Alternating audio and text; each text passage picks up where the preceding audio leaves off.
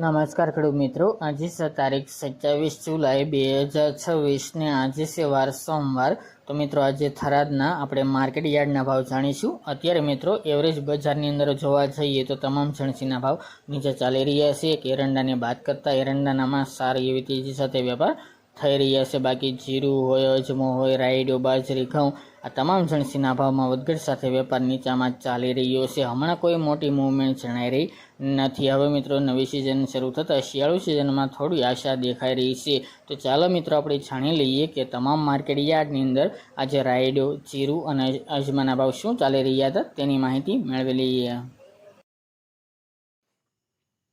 ખેડૂત મિત્રો, આજે આપણે થરાદ માર્કેટ યાર્ડના બજાર ભાવ જાણીએ તો જીરું 2300 થી 4050 રૂપિયા, રાયડો 1470 થી 1589 રૂપિયા, ગુવાર ગમે 1071 થી 1111 રૂપિયા, એરંડા 1375 થી 1432 રૂપિયા, રજકો 6000 થી 10500 રૂપિયા, ચીકુડી 4020 થી 4525 રૂપિયા, મેથી 1400 થી 1581 રૂપિયા, વરિયાળી 1300 થી 1860 રૂપિયા, બાજરી 471 થી 530 રૂપિયા અને ઘઉં ટુકડા 492 થી 492 રૂપિયા।